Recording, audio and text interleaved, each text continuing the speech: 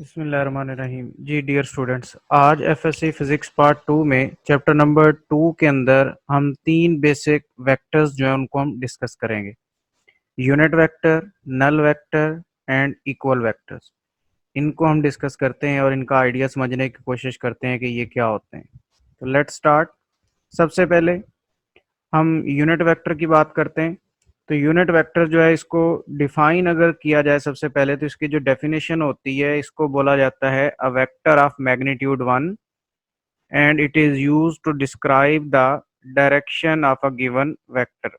एक ऐसा वेक्टर होता है जिसकी मैग्नीट्यूड 1 होती है और इसको यूज किया जाता है किसी और वेक्टर की डायरेक्शन को रिप्रेजेंट करने के लिए। इसको यूनिट वेक्टर बोला जाता है। लेट्स से हम कंसिडर करते हैं कि हमारे पास एक वेक्टर ए है। तो उस वेक्टर ए को अगर हमने डायरेक्शन मालूम करनी हो, तो उसके लिए जो यूनिट वेक्टर डिफाइन किया जाएगा वो किस तरह करके होगा। वेक्टर ए का जो यूनिट वेक्टर होगा, सबसे पहले उसकी जो रिप्रेजेंटेशन होगी वो इस तरह करके होगी। इसको ए यूनिट वेक्टर भी बोला जाता है या ए कैप भी बोला जाता है। इसके ऊपर जो यूनिट वेक्टर का साइन है वो आपने ज़हन में रखना है वो किस तरह का है। वेक्टर का और यूनिट वेक्टर का जो साइन है वो डिफरेंट होता है। आप देख सकते हैं यहाँ पे कि जो वेक्टर है वो एक एरो साइन होता है और जो यूनिट वेक्टर का साइन है ये एक कैप होती है। उसको यूनिट वेक्टर के साइन के लिए यूज किया जाता है। तो सबसे पहले तो ये डिफरेंस हो गया। अब हमारे पास एक वेक्टर ए था और उसका हमने एक यूनिट वेक्टर मालूम करना है। और यूनिट वेक्टर क्यों मालूम करना है? क्योंकि यूनिट वेक्टर से हम उस वेक्टर की डायरेक्शन मालूम करते हैं। तो उसके लिए मैथमेटिकली जो फार्मूला हम यूज करते हैं वो कुछ इस तरह करके होता है। A unit vector is equal to a vector divided by its magnitude. Vector को उसकी मैग्नीट्यूड से अगर डिवाइड करवा दिया जाए तो वो क्या बन जाता है? वो यूनिट वेक्टर बन जाता है। यहाँ पे आपने ज़हन में ये रखना है कि यहाँ पे ये जो फैक्टर है ये क्या है? ये वेक्टर है और जो डिनोमिनेटर के अंदर फैक्टर है वो क्या है? वो मैग्नीट्यूड है। ये क्या चीज़ है? दैट इज वेक्टर जिसकी हमने डायरेक्शन मालूम करनी थी। और नीचे वाला जो फैक्टर है वो क्या है? वो मैग्नीट्यूड है। तो वेक्टर को उसकी मैग्नीट्यूड से अगर डिवाइड करवा दिया जाए तो जो रिजल्टेंट होगा वो एक वेक्टर बनेगा और उस वेक्टर को बोला जाएगा यूनिट वेक्टर। तो ये यूनिट वेक्टर की डेफिनेशन थी और ये उसका आइडिया था और ये उसकी अंडरस्टैंडिंग थी। इसको थोड़ा सा और एक्सप्लेन करता हूँ मैं। अगर लेट्स से हमारे पास एक कोऑर्डिनेट सिस्टम है। आप लोग जानते हैं, प्रीवियस लेक्चर में हमने डिस्कस किया था कोऑर्डिनेट सिस्टम क्या होता है कि रेफरेंस लाइंस हैं, अगर हम उनको एक दूसरे के परपेंडिकुलर ड्रॉ कर दें तो वो क्या बन जाती हैं? वो आपके पास कोऑर्डिनेट एक्सेस बन जाते हैं। ये लेट्स से प्लेन के अंदर एक कोऑर्डिनेट एक्सेस है। अब हमें पता है इसमें अलोंग द हॉरिजॉन्टल जो होता है वो एक्स एक्सेस होता है, अलोंग द वर्टिकल जो होता है वो वाई एक्सेस होता है। अब ये वाई एक्सेस है, हमें पता है वर्टिकल है, और ये अलोंग द हॉरिजॉन्टल है, ये एक्स एक्सेस है। अगर एक्स एक्सेस के अलोंग कोई भी वेक्टर अगर मैं लेट से प्लॉट करता हूँ, ड्रॉ करता हूँ, तो उसके साथ जो मैं यूनिट वेक्टर लिखूंगा वो आई यूनिट वेक्टर होगा। ये हमेशा से ऑब्वियस होगा, ये फिक्स होगा। और इसी तरह अगर वाई एक्सेस के लॉन्ग में कोई वेक्टर प्लेस करता हूँ तो उसके लिए यूनिट वेक्टर यूज करूंगा, वो जे यूनिट वेक्टर होगा। तो ये आई और जे जब भी लिखे हुए होंगे इसका मतलब ये होगा, जिस वेक्टर के साथ भी लिखा हुआ होगा इसका मतलब होगा कि ये वेक्टर जो है वो अलॉन्ग एक्स एक्सेस है, और जिसके साथ जे लिखा हुआ होगा इसका मतलब होगा ये अलॉन्ग वाई एक्सेस है। तो ये कुछ स्पेशल टाइप ऑफ, या आप समझ सकते हैं कि एग्जांपल्स थी यूनिट वेक्टर्स की, जिनको हम कहते हैं कि आई जे और के जो है these are the types of examples of unit vector. इसी को हम थोड़ा और आगे एक्सटेंड करते हैं। इसकी एग्जांपल्स जैसा कि मैंने बता दिया, आई जे और के जो है ये यूनिट वेक्टर्स की एग्जांपल्स हैं। और आई को बोला जाता है this is the unit vector along x axis, j जो है वो अलोंग वाई एक्सिस होता है, और जो के है उसको हम कहते हैं that is along G X. ये यूनिट वेक्टर था और ये उसकी डेफिनेशन थी। अब कई दफ़ा आपसे एग्जाम में ये पूछ लिया जाता है कि अगर एक वेक्टर ए गिवन हो तो उसका जो है वो यूनिट वेक्टर मालूम करें। तो अगेन उसका मेथड क्या होगा कि आप उस वेक्टर को उसकी मैग्नीट्यूड से डिवाइड करवा देंगे, तो रिजल्टेंट जो बनेगा वो उसका यूनिट वेक्टर बनेगा। अभी मैग्नीट्यूड वेक्टर की कैसे मालूम करते हैं वो अभी हम जो है वो थोड़ा सा आगे जाके जो है वो डिस्कस करते हैं। इसके बाद नेक्स्ट जो टाइप ऑफ वेक्टर है हमारा, ये कौन सा है जी? इसको हम बोलते हैं नल वेक्टर। नल वेक्टर जो है ये बहुत सारे स्टूडेंट्स को बड़ा कंफ्यूज करता है। इसको जरा तवज्जो से समझना है आपने कि नल वेक्टर क्या है। इसको स्टार्ट में मैं डिफाइन नहीं कर रहा, बल्कि शुरू में मैं कुछ आइडिया, एक तरह से कॉन्सेप्ट डेवलप करने की कोशिश करता हूँ और उसके बाद नल वेक्टर को हम डिफाइन करेंगे। सबसे पहले मैं कंसिडर करता हूँ कि मेरे पास ये एक वेक्टर है और लेट्स से ये फोर्स वेक्टर है, और इस फोर्स वेक्टर की जो मैग्नीट्यूड है ये 2 न्यूटन है। Let's say its magnitude is 2 Newton, और ये एक फोर्स वेक्टर था। इसी तरह एक वेक्टर जो है वो मैं और ड्रॉ करता हूँ, और उस वेक्टर की जो मैग्नीट्यूड है, लेट्स से मैं पहले वेक्टर ड्रॉ कर लेते हैं। लेट्स से जो दूसरा वेक्टर है वो ये वेक्टर है। इसका कलर जो है वो मैं चेंज कर देता हूँ। जो दूसरा वेक्टर हम ड्रॉ कर रहे हैं, लेट्स से वो ये वेक्टर है, और इस वेक्टर की जो मैग्नीट्यूड है, लेट्स से मैं वो कंसिडर करता हूँ कि वो 3 न्यूटन है। अब अगर इन दोनों वेक्टर्स को मैं आपस में ऐड करूं, तो जो रिजल्टेंट वेक्टर बनेगा वो किस तरह का होगा, उसको हम पहले ग्राफिकली समझते हैं। हमें पता है कि हम हेड टू टेल रूल को यूज करते हुए जो है वो वेक्टर को ऐड करते हैं। और अगर फर्स्ट वेक्टर ये है और उसकी टेल को, सेकंड वेक्टर की टेल को फर्स्ट वेक्टर के हेड के साथ ज्वाइन कर दें, तो जो हमारे पास एक नया वेक्टर बनेगा, उस वेक्टर की जो मैग्नीट्यूड होगी वो इन दोनों वेक्टर्स की रिजल्टेंट वेक्टर की मैग्नीट्यूड होगी। और वो वेक्टर कितना होगा, वो वेक्टर ये होगा। और इस पर्टिकुलर केस में इस वेक्टर की जो मैग्नीट्यूड होगी ये 3 + 2 5 न्यूटन हो जाएगी। ये इस पर्टिकुलर केस में है। ये अभी तक एडिशन क्योंकि हमने पढ़ी नहीं है कंप्लीट डिटेल में, तो ये जनरल कॉमन सेंस से जो हम डिस्कस कर रहे हैं कि लेट से ये एक लेंथ थी, एक लाइन है और उसकी जो यूनिट्स हैं वो 2 न्यूटन है, ये दूसरी लाइन है ये 3 यूनिट्स है, और अगर इन दोनों को ज्वाइन कर दे तो जो पूरी लाइन होगी वो इतनी बन जाएगी, और ये पूरी लाइन जो है वो एक तरह से 5 न्यूटन बन जाएगी। अब इसको, इसके आइडिया को मैं थोड़ा रिवर्स करता हूँ। मैं सबसे पहले ये कंसिडर करता हूँ कि मेरे पास अगेन एक वेक्टर है, और उस वेक्टर की जो मैग्नीट्यूड है हमारे पास, लेट से वो जो मैग्नीट्यूड है वो 3 न्यूटन है। ये एक वेक्टर था और उसकी जो मैग्नीट्यूड है वो 3 न्यूटन है।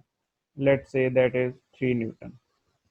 इसी तरह मैं एक और वेक्टर ड्रॉ करता हूँ और उसकी जो मैग्नीट्यूड है, पहले उस वेक्टर को ड्रॉ कर लेते हैं। वो वेक्टर मैं इस डायरेक्शन में ड्रॉ करता हूँ, और इसकी जो मैग्नीट्यूड है लेट से वो जो है वो 2 न्यूटन है। अब इस केस में अगर इन दोनों वेक्टर्स को मैं ऐड अप करूंगा, तो जो मेरे पास रिजल्टेंट वेक्टर बनेगा, उस रिजल्टेंट वेक्टर की जो मैग्नीट्यूड होगी वो 2 न्यूटन होगी। उस रिजल्टेंट वेक्टर की मैग्नीट्यूड कितनी होगी, 3 और 2 का डिफरेंस, तो वो एक तरह से 1 न्यूटन बन जाएगी। वो 1 न्यूटन का वेक्टर लेट से वो इस तरह करके जो है वो ड्रॉ हो गया। अब ये क्या शो कर रहा है कि दोनों वेक्टर्स की जो डायरेक्शन थी वो अपोजिट थी, तो 3 में से 2 माइनस हो गया, बाकी 1 बच गया। तो ये ऐड और डिफरेंस एक तरह से वेक्टर्स का हो गया। अब एक स्पेशल केस नल वेक्टर को समझने के लिए मैं कंसिडर करता हूँ, वो ये है कि लेट से 3 न्यूटन का एक वेक्टर है which is going towards the positive x axis. इसी तरह एक और वेक्टर है जो कि इसकी अपोजिट डायरेक्शन में जा रहा है, इस डायरेक्शन में। मैग्नीट्यूड उसकी भी उतनी ही है जितनी पहले वाले वेक्टर की है। अब अपोजिट डायरेक्शन है तो मैं इसको -3n लिख देता हूँ, -3 न्यूटन है। अब इन दोनों वेक्टर्स का जो रिजल्टेंट होगा वो क्या होगा, वो नल वेक्टर होगा। ये नल वेक्टर की डेफिनेशन है कि जब दो इक्वल वेक्टर्स हों जिनकी मैग्नीट्यूड तो सेम हो लेकिन उनकी डायरेक्शन अपोजिट हो, तो उनकी वजह से जो एक नया वेक्टर बनेगा उसको हम कहेंगे नल वेक्टर। अब यहाँ पे समझने वाली बात ये है कि वो नया वेक्टर ही बनेगा या कुछ स्केलर भी बन सकता है, तो वो हमेशा वेक्टर ही बनेगा। अब वो वेक्टर बनेगा और उसकी जो मैग्नीट्यूड होगी वो 0 हो जाएगी, क्योंकि जिन दो वेक्टर्स की वजह से ये वेक्टर बन रहा है उनकी मैग्नीट्यूड जो है दूसरे के इक्वल हैं और अपोजिट है। तो ये एक तरह से नल वेक्टर की डेफिनेशन है और उसका आइडिया है। हम इसको कैसे डिफाइन करते हैं, अब हम इसकी डेफिनेशन की तरफ आ जाते हैं। इसको हम डिफाइन करते हैं, null vector is a vector of magnitude 0 and arbitrary direction is called null vector. अब यहाँ पे भी थोड़ी सी चीज समझने वाली है। 0 magnitude and arbitrary direction. 0 magnitude का मतलब क्या है, अभी जैसा कि मैंने बताया कि जब भी दो वेक्टर्स को ऐड करेंगे तो उनका जो रिजल्टेंट होगा वो एक वेक्टर ही बनेगा। और जब वो एक वेक्टर बनेगा तो वेक्टर के लिए जरूरी है कि उसकी मैग्नीट्यूड भी हो और उसकी डायरेक्शन भी हो। अब क्योंकि वो दोनों वेक्टर्स जिनकी वजह से नल वेक्टर बन रहा है उनकी मैग्नीट्यूड्स जो है वो इक्वल हैं बट अपोजिट इन डायरेक्शन है, तो रिजल्टेंट तो आएगा 0 और वो आ गई 0 मैग्नीट्यूड। तो अब उसकी डायरेक्शन क्या होगी, उसकी डायरेक्शन जो है वो ऑर्बिटरी होगी। ऑर्बिटरी का मतलब है कि कोई फिक्स डायरेक्शन नहीं होगी, ये केस टू केस वेरी करेगी। अब ये वाला केस अगर हम देखें तो इस केस में डायरेक्शन जाहिर है हमें कोई नहीं लग रही, लेकिन डायरेक्शन हमें ऑर्बिटरी कहना इसलिए जरूरी है क्योंकि जो रिजल्टेंट बनना है वो वेक्टर बनना है और वेक्टर के लिए डायरेक्शन का होना जरूरी होता है। तो इस तरह करके ये एक आइडिया है। एक और स्पेशल केस हम कंसिडर कर लेते हैं कि नल वेक्टर का एक और स्पेशल केस क्या हो सकता है। लेट से मैं कंसिडर करता हूं कि मेरे पास एक वेक्टर है जो कि अलोंग द एक्स एक्सिस है, ये एक ही वेक्टर है। एक दूसरा वेक्टर है जिसकी जो डायरेक्शन है जो इसके परपेंडिकुलर है, वो वेक्टर जो है इसके साथ मैं ऐड करना चाहता हूं, तो मैं उसको यहाँ पे ड्रॉ कर देता हूँ, वो ये हो गया। इसी तरह एक तीसरा वेक्टर है और उसकी ओरिएंटेशन कुछ इस तरह करके है कि जब उसको मैं इसके साथ रिलेट करूंगा तो उसकी जो डायरेक्शन होगी वो कुछ इस तरह करके है कि हेड टू टेल रूल से जब मैं इनको ज्वाइन करूंगा तो वो इस तरह करके ज्वाइन हो जाएगा और ये एग्जैक्ट इसकी टेल के साथ जो है वो ज्वाइन होगा। मैं दोबारा ड्रॉ करता हूँ इसको। ये वेक्टर जो है इसकी टेल इस वेक्टर से स्टार्ट हो रही है और इस वेक्टर की टेल पे इसका हेड मिल रहा है, तो हेड टू टेल रूल से ये ऐड हो गए और एज अ रिजल्ट अब इनका रिजल्टेंट क्या होगा, अब इनका जो रिजल्टेंट होगा वो नल वेक्टर होगा। और वो हमें कैसे पता चलेगा, क्योंकि जो लास्ट वेक्टर है उसका हेड फर्स्ट वेक्टर की टेल के साथ ज्वाइन कर गया। और अगर ऐसी सूरत हाल हो तो इसको हम बोलते हैं ये क्लोज शेप है और वेक्टर्स को अगर आप ऐड करें हेड टू टेल रूल से और एज अ रिजल्टेंट एक क्लोज शेप बन जाए तो उसका जो रिजल्टेंट होता है वो नल वेक्टर होता है। तो आप देख सकते हैं इस केस में भी आप कोई पर्टिकुलर डायरेक्शन जो है वो नहीं बता सकते। ये पर्टिकुलर डायरेक्शन नहीं बता सकते तो इसका मतलब क्या है कि जो डायरेक्शन है वो क्या है, वो ऑर्बिटरी है। तो ये ऑर्बिटरी डायरेक्शन का मतलब होता है और ये ऑर्बिटरी डायरेक्शन होती है। तो ये नल वेक्टर था और ये जो था ये नल वेक्टर का आइडिया था। इसके बाद नेक्स्ट जो है वो है हमारे पास इक्वल वेक्टर्स।